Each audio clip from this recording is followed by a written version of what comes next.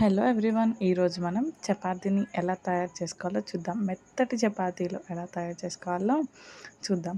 దానికోసం మీకు తగినంత పిండి తీసుకోండి. ఆ పిండిలో కొద్దిగా ఉప్పు వేసుకోండి, కొద్దిగానే వేసుకోండి, ఎక్కువ వేసుకోకండి. దాంట్లోనే కొద్దిగా నీళ్లు పోసుకుంటూ కలుపుకోవాలి. పిండిని చాలా మెత్తగా కలుపుకోవాలి. మనం చేతులతో ఎంత మృదువుగా ఒత్తితే చపాతీలు అనేటివి అంత మెత్తగా వస్తాయి అన్నట్టు. చూస్తున్నారు కదా, నేను చూపిస్తున్నట్టు అలా మనం వేలితో ఒత్తితే అలా లోపలికి వెళ్ళిపోవాలి. అంత మెత్తగా కలుపుకోవాలి. ఆయిల్ వేసుకొని కలుపుకోండి. 1 టేబుల్ స్పూన్ అంత ఆయిల్ లాస్ట్లో వేసుకొని కలుపుకుంటే ఇలా మెత్తగా వస్తాయి చపాతీ.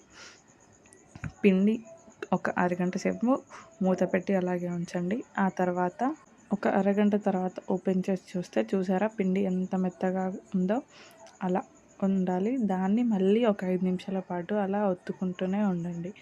దాన్ని మళ్ళీ చిన్న చిన్న ముద్దలుగా చేసుకొని నేను చూపిస్తున్న విధంగా ఇలా చేసి ముద్దను ఇలా చేసి దాంట్లో ఇప్పుడు అసలైన సీక్రెట్, కొద్దిగా పిండి వేసుకోండి. అదే గోధుమ పిండి.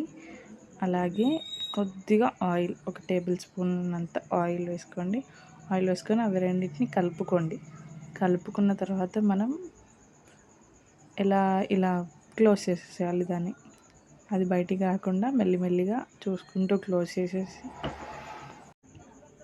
చేసిన తర్వాత ఇలా బయటికి రాకుండా మంచిగా ఒత్తుకొని దాన్ని మళ్ళీ ఒక ముద్దలాగా చేసుకున్న తర్వాత ఇలాగే ఒకటి చూపిస్తాను కదా, అదేవిధంగా అన్ని ముద్దల్ని అలాగే చేసుకున్న తర్వాత యథావిధిగా మనం చపాతీ ఎలా అయితే తాల్చుకుంటామో అలానే తాల్చేసుకోండి. పిండి వేసుకొని, పిండి ఎక్కువగా వేసుకోకండి, చపాతీలు అనేటివి గట్టిగా వస్తాయి.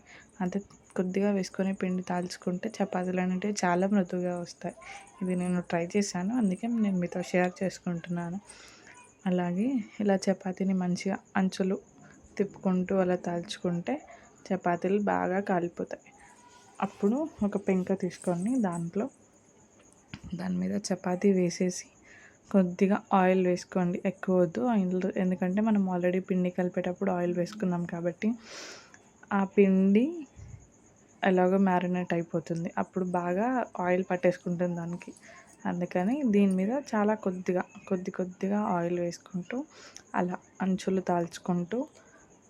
కాల్చుకుంటూ ఉండాలి. తిప్పుకుంటూ ఈ చపాతీ అనేది ఇలా మంచిగా మనకి ఎంత ఫ్లఫీగా వస్తుంది అంటే చాలా బాగుంటుంది. చూస్తున్నారు కదా ఎలా పొంగుతుందో. చపాతీ అనేది అలా పొంగుతుంది అన్నట్టు. దాన్ని ఫోల్డ్ చేసేసుకొని మనం సర్వింగ్ ప్లేట్లోకి తీసుకొని ఏదైనా మంచి కర్రీతో తింటే ఎంత బాగుంటుందో. ఆహా! మీరు కూడా ఇలాగే నేను చెప్పినట్టే ట్రై చేయండి. ఎలా వచ్చిందో కామెంట్ బాక్స్లో కామెంట్ చేయండి. మరిన్ని వీడియోస్ కోసం సబ్స్క్రైబ్ చేసుకోండి.